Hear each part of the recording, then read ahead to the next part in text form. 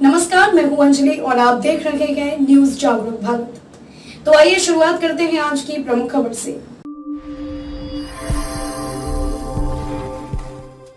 गुजरात प्रदेश Congress committee के अध्यक्ष जगदीश भाई जी, हमारे लोकप्रिय उम्मीदवार झाला साहब, मंच पर कांग्रेस पार्टी के सभी नेतागण, इस चुनावी सभा में मौजूद नौजवान दोस्तों, बुजुर्गों, नौजवान साथियों, प्यारे बच्चों, 5 तारीख को दूसरे चरण का मतदान गुजरात में होगा। अभी आपने वाघेला साहब का भाषण सुना। मुझे गुजराती कुछ कुछ समझ में आती है, तो कुछ कुछ तो वो बोले मैं समझ में आया, कुछ खट्टी मीठी बात भी बोले वो। मैं जगदीश भाई को पूछा, मैंने कहा क्या बोला? कहता रहने दो बताऊंगा नहीं। मेरे को पता है नहीं मोटा मोटा क्या बोले, लेकिन आप सब मुस्कुरा रहे थे तो ठीक ठाक बोले होंगे वाघेला साहब। वो पुराने पॉलिटिकल आदमी हैं, गांधीनगर, गुजरात, दिल्ली तक लंबी राजनीति उन्होंने करी है। लेकिन आज मैं भगत सिंह जी के लिए, कांग्रेस पार्टी के लिए आपसे वोट मांगने के लिए उपस्थित हुआ हूं। साथियों, ये चुनाव कोई साधारण चुनाव नहीं है। पूरे गुजरात की जनता आज उस वक्त की इंतजार में बैठी है कि हम मतदान करें, और जो माहौल बनाने की कोशिश की जा रही है कि 27 साल तक शासन राज करने के बाद आज भी प्रदेश की तमाम जनता हमारी जेब में बैठी है, यह धारणा गलत है। जमहूरियत के लिए, लोकतंत्र के लिए, प्रजातंत्र के लिए जवाबदेही जरूरी है। गुजरात में भाजपा का शासन बहुत लंबे समय से है और दिल्ली में पिछले 8-9 साल से भाजपा का शासन है, दोनों तरफ। और ये बार बार बीजेपी के साथी बोलते हैं double engine, double engine, double engine. इस इंजन का हम क्या करें? इस इंजन ने लोगों के जीवन को बेहतर बनाने की कोशिश भी नहीं करी।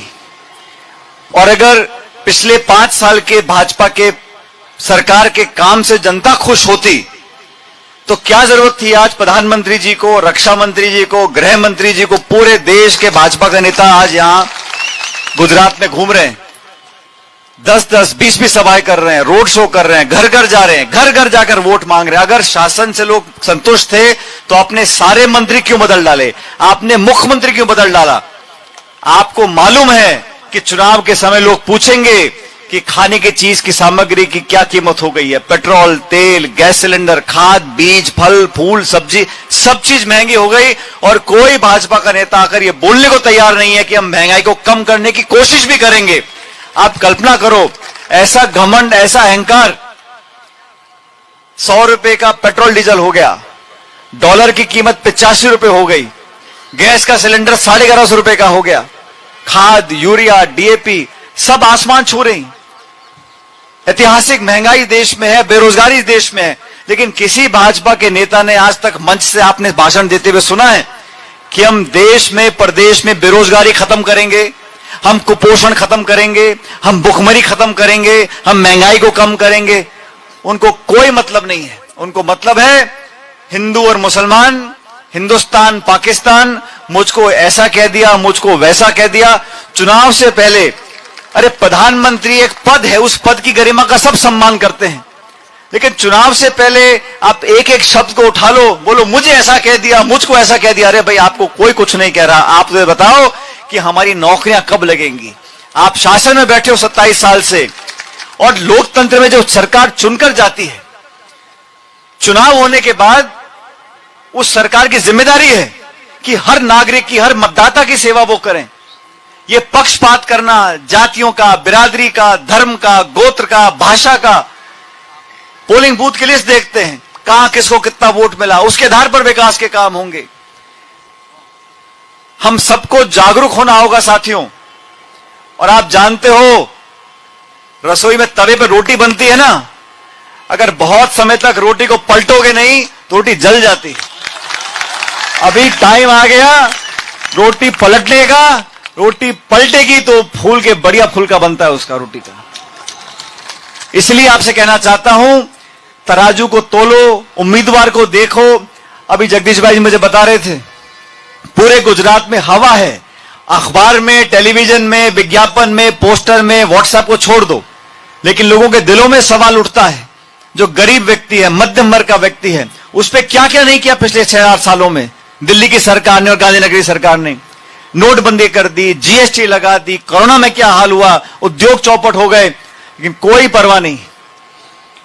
जो सरकार लोगों के दुख दर्द को समझना नहीं चाहती, जो सरकार शासन के डंडे से राज करना चाहती है, जो सरकार लोगों के दिलों को जीतने की कोशिश नहीं करती, जो सरकार सिर्फ अहम और घमंड से शासन करती है, उस सरकार को राज करने का अधिकार नहीं है। मैं ऐसा मानता हूं, कांग्रेस पार्टी बहुत बेहतर चुनाव लड़ रही है। ठाकुर साहब, हमारी पूरी पार्टी के नेता पूरे गुजरात में प्रचार कर रहे हैं, जनता कांग्रेस को पसंद कर रही है, लेकिन आप लोगों को निर्णय करना है। लोकतंत्र में जनता जनार्दन है, आपके हाथ में पूंजी, आपके हाथ का बटन दबेगा तभी शासन पलटेगा। और आप लोगों को सचेत करना चाहता हूं, आप लोगों को अच्छे और बुरे में फर्क करना समझना पड़ेगा। कांग्रेस की सरकार गुजरात में बहुत पहले थी, कांग्रेस की सरकार केंद्र में पहले थी, मैं उस सरकार का हिस्सा था, मनमोहन सिंह जी प्रधानमंत्री थे। हमने कानून बनाए साथियों, शिक्षा का अधिकार दिया, रोजगार का अधिकार दिया, खाद्य सुरक्षा का अधिकार दिया, सूचना का अधिकार दिया। आज गांव में नरेगा चलता है। इस नरेगा को भाजपा के साथियों ने कितना कोसा, नरेगा को बुरा माना, नरेगा को बंद करने की धमकी दी, लेकिन नरेगा से आज जब अकाल पड़ता है, सूखा पड़ता है, बाढ़ आती है, क्षेत्र में गरीबी है, जब लॉकडाउन हो गया था, जब उद्योग बंद हो गए थे, तो ग्रामीण क्षेत्रों में नरेगा के माध्यम से बच्चों का पेट पाला गरीब लोगों ने। 100 दिन का अधिकार रोजगार का कांग्रेस सरकार ने दिया था। और भाजपा की सरकार बनी दिल्ली में, क्या कानून बनाए? जीएसटी कानून बना दिया। अब तो बताते थेपले फाफड़े पे भी लगाए जीएसटी, छाछ पे, दूध पे, दही पे, पनीर पे, खाने की चीज पे। और जब आप बीजेपी विपक्ष में थी तो जीएसटी का विरोध करते थे, जब बीजेपी विपक्ष में थी तो नरेगा का विरोध करते थे, जब बीजेपी विपक्ष में थी तो आधार कार्ड का विरोध करते थे। आज सरकार में आ गए तो जीएसटी भी उनकी देन हो गई, आधार कार्ड भी उनकी देन हो गई, नरेगा का श्रेय लेना चाहते हैं। ये दुगली बात नहीं चलने वाली है। आप स्टैंड नहीं बदल सकते हो। आपको सरकार में शासन करना है तो विनम्रता से करना पड़ेगा, सर झुकाकर। यही लोकतंत्र की खासियत है साथियों। कोई कितना बड़ा नेता बन जाए, कितने बड़े पद पर पहुंच जाए, लेकिन 5 साल के बाद उसको माथा नाक रगड़कर जनता के बीच में वोट मांगना पड़ेगा। और ये हमारे लोकतंत्र की बहुत बड़ी खूबी है, खूबसूरत है कि हम लोग सत्ता में हों लेकिन 5 साल में रिपोर्ट कार्ड दिखानी पड़ती है। बहुत विकास किया, बहुत विकास किया, मैं बहुत प्रचार देखता हूं। आप जाके गांव में देखो, क्या लाचारी है, भुखमरी है, बीमारी है, गरीबी है, कुपोषण है। आदिवासियों के साथ, दलितों के साथ, गरीब व्यक्तियों के साथ, मध्यम वर्ग के साथ, छोटे दुकानदार के साथ, रेहड़ी पटरी वालों के साथ जो हत्यार और गुनाह लोगों ने किया है, उसका जवाब देने का समय आ गया है। आप सबसे निवेदन करना चाहता हूं, खासकर मेरे नौजवान साथियों से। मुझे पता नहीं वगला साहब क्या बोल रहे थे, मूछ दाढ़ी कुछ बोल रहे थे, क्या बोल रहे थे वो, लेकिन 27 साल में जो बच्चा बच्ची पैदा हुए होंगे, आज वो 26-27 साल के हो गए, उनको मालूम नहीं है कि भाजपा के अलावा शासन कैसे होता है। आप एक मौका देकर देखो, यहां अध्यक्ष जी बैठे, कांग्रेस के साथी बैठे हैं। हम लोगों ने पहले भी शासन यहां पर चलाया है, दिल्ली में भी राज किया है। और कांग्रेस पार्टी 137 साल पुरानी पार्टी है। इस पार्टी ने कुर्बानियां देकर, और गुजरात तो ऐतिहासिक जमीन है जहां से बापू निकले थे, सरदार पटेल निकले थे। ये जमीन, ये मिट्टी हमारे स्वाभिमान का प्रतीक है। इसके मान सम्मान की रक्षा हमको करनी है। ये किसी एक दल की बापोती नहीं है, ये किसी एक व्यक्ति, एक नेता की जेब की चीज नहीं है, ये पूरे हिंदुस्तान की धरोहर है। और जब हमारे गुजरात पर, हमारे देश के ऊपर कोई निगाह उठाता है तो पूरा मुल्क एक साथ खड़ा होता है, सारे धर्म के लोग एक साथ खड़े होते हैं। आज हमारे फौजी जो सरहद पर खड़े हैं, जो दुश्मन को ललकारते हैं, गोली छाती पर खाते हैं, क्या वो एक बिरादरी के लिए मरने को तैयार होता है? हमारा सैनिक अगर प्राण न्यौछावर करता है तो अपने परिवार के लिए मरता है, अपने धर्म के लिए मरता नहीं। वो सैनिक जो वर्दी पहनता है वो पूरे देश की रक्षा करता है। 130 करोड़ लोगों का रक्षक बनकर वहां पर खड़ा हुआ है। ये भावना पैदा करनी पड़ेगी। लेकिन ये तेरा मेरा, धर्म, जाति, बिरादरी, मंदिर, मस्जिद, इन पर चर्चा करेंगे तो विकास कैसे होगा? सड़क का, स्कूल का, शिक्षा का, बिजली का, पानी का, खेत का, बीज का, इनकी चर्चा करने से क्यों डरते हो? इसकी चर्चा करनी चाहिए, इसकी रिपोर्ट कार्ड आपको दिखानी चाहिए। प्रचार तब होता है जब आपके पास दिखाने को हो। और आप जो खर्चा करते हो, ये किसी भाजपा के नेता के घर का पैसा नहीं है, ये जनता की गाड़ी कमाई है जो लगती है। आप सिर्फ पत्थर लगाते हो उसके ऊपर, लेकिन पैसा जनता का है। मेरा आपसे करबद्ध निवेदन है, 5 तारीख को मतदान होगा। इस मतदान में कृपया करके, यह हाथ का निशान हमारी पहचान है, इस पर बटन दबाएं, भारी बहुमत से कांग्रेस पार्टी को ऐसे विजयी बनाएं।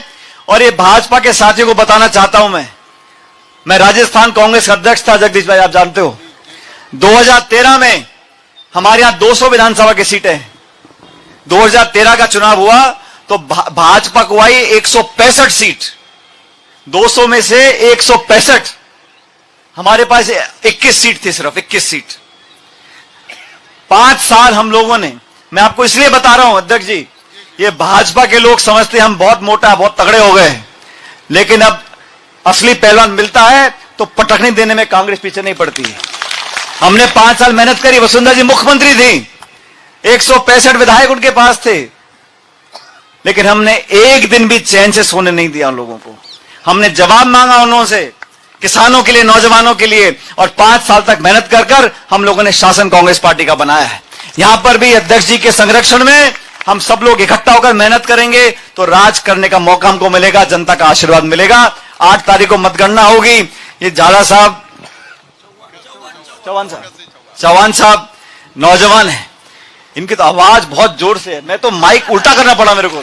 मैंने अध्यक्ष जी को बोला, मैंने कहा भोंपू को उधर करो, ये बहुत तेज बोलते हैं।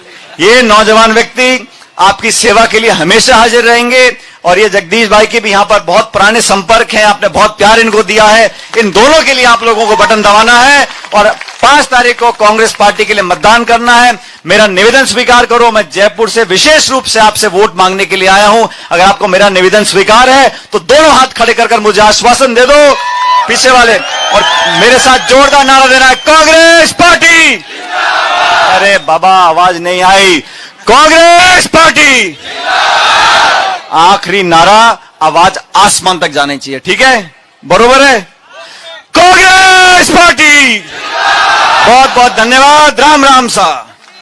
खबरों में अब तक के लिए बस इतना ही। मिलते हैं फिर ऐसे ही बड़ी खबर के साथ। तब तक के लिए नमस्कार और देखते रहिए न्यूज़ जागरूक भारत।